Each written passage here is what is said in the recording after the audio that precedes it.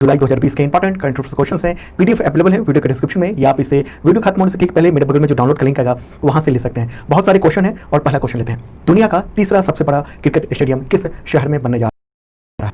Answer होगा Jaipur. Okay, Jaipur में ये बनने जा रहा है और इसका नाम होगा आरसीए स्टेडियम। 100 एकड़ जमीन में बनेगा और लागत होगी 350 करोड़ रुपए। स्टेडियम की क्षमता होगी 75,000 दर्शकों की। ओके, तो देख लेते हैं कि दुनिया का सबसे बड़ा पहला और दूसरा स्टेडियम कौन सा है। तो अहमदाबाद में है मोटेरा क्रिकेट स्टेडियम, वो सबसे बड़ा है। उसकी कैपेसिटी दर्शकों की 1.1 लाख दर्शकों की है। ओके, और दूसरा है ऑस्ट्रेलिया का मेलबर्न स्टेडियम, वहां पर 1.02 लाख लोग बैठ सकते हैं। और तीसरा जयपुर में होने जा रहा है। यहाँ पर बहुत सारी फैसिलिटीज होंगी। अंतर्राष्ट्रीय स्तर का मेन ग्राउंड होगा, 2 प्रैक्टिस ग्राउंड होंगे जिनमें रणजी मैच भी हो सकेंगे, वर्ल्ड क्लास क्रिकेट एकेडमी होगी, क्लब हाउस होगा। ओके, 2 चरणों में बनेगा, करीब 24 महीने का वक्त लग सकता है, ऐसा बताया गया है। राजस्थान क्रिकेट एसोसिएशन के सचिव महेंद्र शर्मा ने ये जानकारी दी है ओके मीडिया को। ओके, एक क्वेश्चन है आपसे, आप लोग कमेंट बॉक्स में जरूर बताइए कि हाल ही में आईसीसी के चेयरमैन पद से किसने इस्तीफा दिया? नाम आप बताइएगा कमेंट बॉक्स में, देखते हैं कितने लोग बता पाते हैं। अगला क्वेश्चन बहुत इंपॉर्टेंट है और दुनिया भर में विवाद का विषय बना हुआ है, भारत में खासतौर पर, इंडिया में खासतौर, और ये समझना भी चाहिए आपको इस पूरे मुद्दे को। क्वेश्चन होगा, किसने कोरोना वैक्सीन का ह्यूमन ट्रायल जल्द करके 15 अगस्त को लॉन्च करने की डेडलाइन तय की है, जिससे मेडिकल जगत में ये विवाद हो गया, तहलका मच गया? आंसर है ICMR, Indian council for medical research. इसको थोड़ा डिटेल में समझना होगा, मैं बता रहा हूँ। देखिए, कोरोना वायरस की वैक्सीन बनाने को लेकर दुनिया भर में काम चल रहा है, रिसर्च चल रहा है और कई देश काफ़ी जल्दी में है, बड़ी में है, होड़ लगी हुई है। और भारत में drug controller general of India ने एक कंपनी है भारत बायोटेक, उसको उसकी वैक्सीन है कोवैक्सीन, उसके ह्यूमन ट्रायल की परमिशन दी हुई है, जो जुलाई में शुरू होनी है, अभी शुरू हो चुकी होगी। ओके, तो फेज़ 1 और फेज़ 2 का ह्यूमन ट्रायल होना है। इस बीच क्या हुआ है, आईसीएमआर के डायरेक्टर जनरल यानी डीजी बलराम भार्गव ने भारत बायोटेक और कई मेडिकल कॉलेजेस को, यानी 12 लगभग हैं वहाँ पर जहाँ पर ये ट्रायल होना है, तो उसको एक लेटर लिखा और कहा कि फास्ट ट्रैक मेथड से ह्यूमन ट्रायल जल्दी से करो ताकि 15 अगस्त तक वैक्सीन को लॉन्च किया जा सके। और लेटर में धमकी भरे लहजे में कहा गया था कि अगर इसको इंप्लीमेंट नहीं किया गया तो इसको सीरियसली देखा जाएगा। और इसके बाद ये लेटर लीक हो गया और इससे भारत सहित दुनिया भर के मेडिकल जगत में चर्चा शुरू हो गई कि भारत में क्या हो रहा है, क्योंकि दुनिया के एक्सपर्ट का ये कहना है कि ह्यूमन ट्रायल में 12 से 18 और इसी वजह से वैक्सीन में दुनिया भर के जो अलग अलग इंस्टीट्यूशंस हैं, जो दवा कंपनियां हैं, उनको देरी हो रही है। हेल्थ प्रोफेशनल से लेकर राजनीतिक गलियारे तक ये भी चर्चा होने लगी और ये कहा गया कि निजी स्वार्थों के चक्कर में सरकार जो है वो बिना मानकों का पालन किए हुए टीका लाने जा रही है 15 अगस्त, क्योंकि उस वक्त स्वतंत्रता दिवस है उस दिन।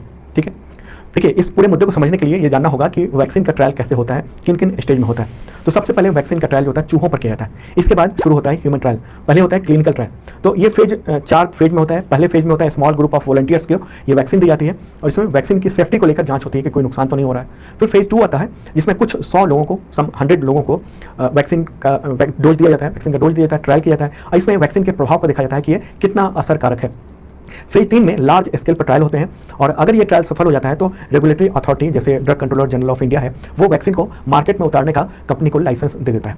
और फिर आता है फेज 4, जब लाइसेंस मिल गया और मार्केट में दवा उतार दी गई, तब मार्केट पर भी नजर रखी जाती है कि जिन लोगों ने इस वैक्सीन का यूज़ किया है उस पर कोई गलत प्रभाव तो नहीं पड़ रहा है, और अगर कोरोना का ये वैक्सीन है तो कोरोना से बचा रहा है कि नहीं बचा रहा है। ओके, तो ये इस तरह से ट्रायल होते हैं। और ऐसा भी नहीं होता है कि अगर किसी को वैक्सीन दिया गया तो उसको कोरोना का वायरस भी दे दिया गया साथ में, ताकि ये टेस्ट हो सके कि वैक्सीन कितना काम कर रही है और कितना काम नहीं कर रही है। ऐसा बिल्कुल नहीं होता है। तो इसी वजह से बहुत लंबा टाइम लगता है। वो व्यक्ति जाता है जिसको वैक्सीन लगता है, वो माहौल में रहता है और ये देखा जाता है कि जिनके संपर्क में आया उनको कोरोना हुआ और इनको कोरोना क्यों नहीं हुआ, इस वजह से तो वक्त लगता है। तो ये बहुत ज़्यादा विवादित हो गया मामला और विवाद पर WHO को भी सामने आना पड़ा। तो WHO ने क्या कहा है?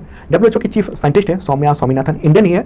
उनका ये कहना है कि फेज 1 से फेज 3 तक जो ह्यूमन ट्रायल होते हैं उनमें 6 से 8 महीने का वक्त लगेगा, वो भी तब जब बहुत तेजी से ट्रायल होंगे। ओके, और अभी तो फेज 1 और फेज 2 का ही ह्यूमन ट्रायल की परमिशन इस दवा कंपनी को मिली है। तो ये सवाल उठ रहा है कि क्या भारत तीसरे फेज को स्किप कर रहा है या फिर तीसरे फेज को नहीं करके सीधे लॉन्च करने की तैयारी कर रहा है? जब बहुत ज़्यादा विवाद हो गया, आप मेरे बगल में तमाम न्यूज़ क्लिपिंग भी देख रहे हो, तो आईसीएमआर ने विवाद पर सफाई दी है और आईसीएमआर ने यह कहा है कि ह्यूमन ट्रायल में अब देर ना हो, इसलिए वैक्सीन बनाने वाली कंपनी और जो तमाम संस्थान हैं जो इसका ह्यूमन ट्रायल करने वाले हैं उनको लेटर लिखा गया था और जो भी होंगे वो विश्व स्तर पर जो भी साइंटिफिक प्रोसीजर्स हैं उसी के आधार पर ट्रायल होंगे। हालांकि आईसीएमआर ने ये नहीं बताया कि उसने जो 15 अगस्त की डेडलाइन दी थी, ये 15 अगस्त को लॉन्च करेंगे हम दवा को, उसके बारे में उसने कुछ नहीं कहा। ओके, तो ये पूरा मुद्दा था कि कितनी जल्दीबाजी की गई और एक तरह से भारत जो इस वैक्सीन को बनाने का काम कर रहा था और काफ़ी शाबाशी मिल रही थी, लेकिन एक कदम से पूरी दुनिया में एक तरह से जगहसाई सी हो गई है। ओके, तो अब इसमें आईसीएमआर को जो 2 कदम पीछे हटना पड़ा है और अब वो नाम नहीं ले रहा है कि हम 15 अगस्त को इस वैक्सीन को लॉन्च कर देंगे। ओके, क्योंकि अगर वैक्सीन की ट्रायल होता है, क्योंकि दुनिया भर में ट्रायल फेल हुए हैं और कोई जरूरी नहीं होता है कि वैक्सीन जो है वो ट्रायल सफल हो जाए। सफल होता है तो बहुत अच्छी बात होगी, लेकिन अगर सफल नहीं होता है तो फिर 15 अगस्त तक लॉन्च करना बड़ी मुश्किल होगी। तो ये एक इंपॉर्टेंट बात थी और बहुत ज़्यादा डिबेट जो होता है जिस मुद्दे पर, उसका क्वेश्चन बनने का संभावना काफ़ी ज़्यादा होती है, खासतौर पर यूपीएससी एग्जामिनेशन में, TCS एग्जामिनेशन में और दूसरे एग्जामिनेशन में। चलिए आगे बढ़ते हैं, थोड़ा लंबा हो गया, कैसा लग रहा है करंट अफेयर्स जरूर बताना और दोस्तों को शेयर जरूर करना, ये वीडियो जरूर शेयर करें, सबको पता होना चाहिए इन सब के बारे में। अगला क्वेश्चन है, भारत और चीन विवाद के बीच इंडिया की कंपनी हीरो साइकिल ने कितने करोड़ के व्यापार डील को रद्द कर दिया है? आंसर होगा 900 करोड़ रुपए। ओके, देखिए एलएसी पर जो चीन की हरकत हो रही है उसको देखते हुए देश की कई सारी कंपनियां चीन से कॉन्ट्रैक्ट तोड़ रही हैं और अब हीरो साइकिल के चेयरमैन और मैनेजिंग डायरेक्टर हैं पंकज मुंजाल, ये नाम आप ध्यान रखना। ओके, हीरो साइकिल के सीएमडी हैं पंकज मुंजाल, तो उन्होंने ये कहा है कि 900 करोड़ रुपए की जो डील थी उसको रद्द कर दिया गया है। चीन और भारत के साथ जो विवाद हुआ है, 20 जवान जो हमारे शहीद हुए हैं उसकी वजह से ये सब किया जा रहा है। ओके, और ये डील जो है वो अगले 3 महीने में पूरी होनी थी। दरअसल हीरो साइकिल जो है अपनी महंगी साइकिल के लिए पार्ट्स जो है इंपोर्ट करता है, बाहर से मंगवाता है और ये प्रोफेशनल साइकिलिस्ट के लिए होता है और ये साइकिल की कीमत जो होती है बहुत ज़्यादा होती है, 15,000 से 7 लाख रुपए तक की होती है। तो हीरो साइकिल या दूसरी साइकिल कंपनियां वो चाइना से पार्ट्स मंगवाती थी। तो हीरो साइकिल के जो सीएमडी हैं पंकज मुंजाल, उनका ये कहना है कि अब वो इन पार्ट्स के लिए चीन के बजाय जर्मनी में प्लांट लगाने की प्लानिंग कर रहे हैं, वहां पर कर रहे हैं। ओके, उनका ये कहना है कि महंगी साइकिल की डिमांड हाल के दिनों में काफ़ी बढ़ी है, हालांकि सस्ती साइकिल की डिमांड कम हुई है। मतलब जिनके पास पैसे नहीं है, कम पैसे हैं, जो छोटी साइकिलें खरीदते थे, मतलब सस्ती साइकिलें खरीदते थे, वो अब नहीं खरीद रहे हैं, लेकिन जो महंगे जिनके पास पैसे हैं वो महंगी साइकिल अभी भी खरीद रहे हैं। तो ये डिमांड है और उसी वजह से वो कंपनी जो है आगे बढ़ रही थी और जो महंगी साइकिलें हैं उस पर काम कर रही थी। ओके, वैसे लुधियाना में एक सब्जेक्ट है, तो ये भी सवाल हो सकता है आपके एग्जामिनेशन के लिए कि भारत में किस शहर में साइकिल वैली को डेवलप किया जा रहा है। ओके, तो वो है लुधियाना। तो वहाँ पर डेवलप हो रहा है, उसके तैयार होती है इंडियन कंपनियां जो हैं वो हाईटेक साइकिल के मामले में चीन से टक्कर ले सकेंगी, तमाम पार्ट्स जो हैं यहीं बनने लगेंगे। ठीक है, तो हीरो साइकिल बात हो रही है, हीरो साइकिल ने काम किया है, मुख्यालय कहाँ है? लुधियाना पंजाब में। स्थापना कब हुई थी? 1956 में। फाउंडर कौन है? ब्रजमोहन लाल मुंजाल। अगला क्वेश्चन है, इसरो के मंगलयान ने 1 जुलाई 2020 को मंगल ग्रह के सबसे बड़े चंद्रमा की तस्वीर ली। इस चंद्रमा का नाम बताएं। आंसर होगा फोबोस। ओके, देखिए मंगलयान है भारत का, उसने 1 जुलाई को ये तस्वीर ली है और फोटो लेते समय मंगलयान जो है वो मंगल ग्रह से करीब 7,200 किलोमीटर दूर था और फोबोस जो ये चंद्रमा कहीं मून कहिए उसका, उससे 4200 किलोमीटर दूर था।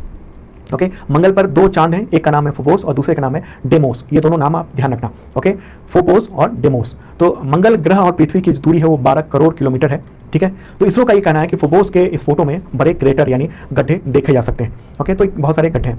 अब मंगलयान की बात कर लें। देखिए इसरो ने मंगलयान को 5 नवंबर 2013 को मार्स ऑर्बिटर मिशन के तहत आंध्र प्रदेश के श्रीहरिकोटा से इसको लॉन्च किया था। किस रॉकेट से किया था? तो PSLV रॉकेट से किया था। ओके, और वैज्ञानिकों ने पहले ही कोशिश में 24 सितंबर 2014 को मंगलयान को मार्स की कक्षा में स्थापित कर दिया था और पहले ये योजना थी कि ये 6 मंथ तक ऑपरेट किया जाएगा इसको, उसके बाद ये इसकी जो ऊर्जा है वो खत्म हो जाएगी। लेकिन बाद में इसरो के वैज्ञानिकों ने कहा कि इसके पास इतना ईंधन बचा हुआ है कि सालों तक ये काम कर सकता है और सिग्नल पृथ्वी में भेज सकता है पृथ्वी को। ओके, तो मंगल जो यान है वो अभी भी काम कर रहा है और ये बड़ी खुशी की बात है। मंगल मिशन पर 450 करोड़ रुपए की लागत आई थी, बहुत कम लागत आई थी। ओके, और इसको मंगल के सतह और उसके वातावरण के अध्ययन करने के लिए वहां भेजा गया था। अगला क्वेश्चन लेते हैं, भारतीय राष्ट्रीय राजमार्ग प्राधिकरण यानी NHAI national highway authority of India के अध्यक्ष सुखविंदर सिंह संधू का कार्यकाल कब तक के लिए बढ़ा दिया गया? आंसर है 6 मंथ के लिए बढ़ाया गया है और ये केंद्रीय कैबिनेट की नियुक्ति समिति है तो उसी ने इसको बढ़ाया है और अब वो 21 जनवरी 2021 तक वो काम कर सकेंगे। अगला क्वेश्चन लेते हैं, धम्म चक्र दिवस 2020 कब मनाया गया, किस दिन? आंसर होगा 4 जुलाई। ओके, देखिए ये दिवस जो है अलग अलग साल में अलग अलग डेज को आता है क्योंकि जुलाई महीने की पहली जो पूर्णिमा का दिन होता है उस दिन इसको मनाया जाता है और ये दिवस जो है संस्कृति मंत्रालय और अंतर्राष्ट्रीय बौद्ध परिसंघ उसके संयुक्त तत्वावधान में ये मनाया जाता है। भारत में समारोह भी होता है। ओके, और बुद्ध पूर्णिमा या वैशाख के बाद ये दिवस जो है बौद्ध धर्म का दूसरा सबसे बड़ा पवित्र दिन माना जाता है। ओके, बुद्ध पूर्णिमा या फिर वैशाख के बाद ये सबसे पवित्र दिन माना जाता है। ये दिवस क्यों मनाया जाता है, क्यों इंपॉर्टेंट है ये? देखिए गौतम बुद्ध जो है उन्होंने अपने 5 शिष्यों को इसी दिन जो है उपदेश दिया था पहली बार। ठीक है, कहां पर दिया था? तो उत्तर प्रदेश के सारनाथ में दिया था, तो इसी वजह से इस दिन को मनाया जाता है। ओके, चलिए अगला क्वेश्चन लेते हैं, अंतर्राष्ट्रीय सहकारिता दिवस 2020 कब मनाया गया? इंटरनेशनल डे ऑफ कोऑपरेटिव्स 2020 ये कब मनाया गया? आंसर होगा 4 जुलाई। देखिए इसका भी डेट जो है वो बदलता रहता है हर साल क्योंकि ये हर साल की जुलाई के पहले शनिवार को मनाया जाता है सहकारिता के बारे में जागरूकता फैलाने के लिए। ओके, और इस बार यूनाइटेड नेशंस ने अंतर्राष्ट्रीय सहकारिता दिवस मनाने के लिए एक मुहिम भी चलाई हुई है, cooperatives for climate action. Okay, cops for climate action. चलिए आगे बढ़ते हैं, अगला क्वेश्चन लेते हैं। उससे पहले बता दूं कि 2020 का करंट अफेयर्स अवेलेबल है, PDF डिस्क्रिप्शन में चेक कर लेना। 2019 का भी है करंट अफेयर्स और उसका बुक भी अवेलेबल है Amazon पे, तो डिस्क्रिप्शन जरूर देखना। अगला क्वेश्चन है, कोरोना की दवा विकसित करने के लिए ड्रग डिस्कवरी हैथकॉन ये किस मंत्रालय ने शुरू किया है ये प्रोजेक्ट? आंसर होगा 2 मंत्रालय हैं, विज्ञान एवं प्रौद्योगिकी और मानव संसाधन विकास मंत्रालय। ओके, दोनों के मंत्री हैं, जैसे विज्ञान और प्रौद्योगिकी मंत्री हैं डॉक्टर हर्षवर्धन और HRD मिनिस्टर हैं रमेश पोखरियाल निशंक। तो उन्होंने 2 जुलाई को इस अभियान को लॉन्च किया, वर्चुअली मतलब वीडियो कॉन्फ्रेंसिंग के थ्रू। ओके, और ये देश भर के जो स्टूडेंट्स हैं, रिसर्चर्स हैं, उनको इसमें भाग लेने को न्यौता दिया गया है और ड्रग डिस्कवरी हैथकॉन है इसको जो संचालित कौन करेगा, तो AICTE करेगा, all India council for technical education, और CSIR, council of scientific and industrial research. तो ये मिलकर इनिशिएटिव लिया है, उनको ये करना है। अगला क्वेश्चन है, आइसलैंड के राष्ट्रपति का नाम बताएं जो दूसरी बार चुने गए हैं। आंसर होगा गुडनी जोहानसन। ओके, उनको आइसलैंड का राष्ट्रपति वो दोबारा बनाया गया है, 4 साल का कार्यकाल होता है। आइसलैंड की राजधानी क्या है, रेकजाविक। ओके, और मुद्रा क्या है, आइसलैंडिक क्रोना। नेक्स्ट क्वेश्चन लेते हैं, फेयर एंड लवली से फेयर शब्द हटाने के बाद अब किस कंपनी ने अपने प्रोडक्ट से व्हाइटनिंग शब्द हटाने का फैसला लिया है। इसका आंसर होगा लॉरियल। ओके, देखिए ये सब जो बदलाव हो रहे हैं नामों में, जो कुछ नामों को हटाया जा रहा है, वो सब बहुत इंपॉर्टेंट है आपके एग्जामिनेशन के लिए, क्योंकि अमेरिका में जो ब्लैक लिव्स मैटर ये जो अभियान चल रहा है उसके बाद काफ़ी इफेक्ट पड़ रहा है कंपनियों पर। तो ये कंपनी जो है अब ग्लो शब्द का इस्तेमाल करेगी व्हाइटनिंग के बदले। ओके, चलिए आगे बढ़ते हैं। अगला क्वेश्चन लेते हैं, भारत सरकार ने तमिलनाडु राज्य में कम आय वाले समूहों की मदद के लिए विश्व बैंक के साथ कितने मिलियन डॉलर के परियोजनाओं पर सिग्नेचर किए हैं, हस्ताक्षर किए हैं। आंसर होगा $250 मिलियन। ओके, ये केंद्र सरकार और तमिलनाडु सरकार ने वर्ल्ड बैंक के साथ ये सिग्नेचर किए हैं 1 जुलाई को। इसमें यह होगा कि कम आय वाले जो समूह हैं उनको किफायती आवास दिया जा सकेगा, ये कोशिश है इसकी। ओके, तो तमिलनाडु की बात हो रही है, राजधानी क्या है, चेन्नई, और गवर्नर कौन है, बनवारी लाल पुरोहित, और मुख्यमंत्री के पलानीस्वामी। अगला क्वेश्चन लेते हैं, किस राज्य के सरकारी दफ्तरों में मराठी भाषा का इस्तेमाल न करने पर कर्मचारियों और अधिकारियों का इंक्रीमेंट रोकने का आदेश जारी हुआ है। भाषा को लेकर इतनी सख्ती ये देखी जा रही है, इसलिए ये क्वेश्चन इंपॉर्टेंट। आंसर होगा महाराष्ट्र। ओके, देखिए वहाँ के जो सामान्य प्रशासन विभाग है उसी ने ये सर्कुलर जारी किया है और कहा है कि इस्तेमाल जरूर किया जाए, न करने वाले पर इंक्रीमेंट रोक दिया जाएगा। ओके, मराठी के अलावा कोई और भाषा इस्तेमाल करते हैं तो, ठीक है। और ये जो विभाग है वो मुख्यमंत्री उद्धव ठाकरे के पास ही है फिलहाल, किसी दूसरे मंत्री के पास नहीं से ही मराठी भाषा के इस्तेमाल का वो मुद्दा उठाती रही है। तो तमाम जो भी सरकारी दफ्तर हैं उन सबको ये कहा गया। तो वहाँ के गवर्नर कौन, भगत सिंह कोश्यारी। और हाँ, एक सोशल कॉज की बात कर रहे हैं, उससे जुड़ी हुई बात है कि कोरोना महामारी में गिरती हुई अर्थव्यवस्था के बीच में बहुत सारे लोग हैं जो भोजन की बर्बादी में भी अभी भी योगदान कर रहे हैं। तो भोजन की बर्बादी को रोकने का एक संदेश देते हुए कुछ दिन पहले हम लोगों ने एक शॉर्ट फिल्म बनाई थी, तो उसका लिंक हमने दिया हुआ है ऊपर में, तो आप देख सकते हो। तो उसको देखिए और लोगों को भी दिखाइए कि भोजन की बर्बादी कैसे बचाए जा सकती है। और इस वीडियो का PDF अवेलेबल हो गया मेरे बगल में, तो अभी डाउनलोड का लिंक है, क्लिक कीजिए, डाउनलोड कर लीजिए, वरना लिंक गायब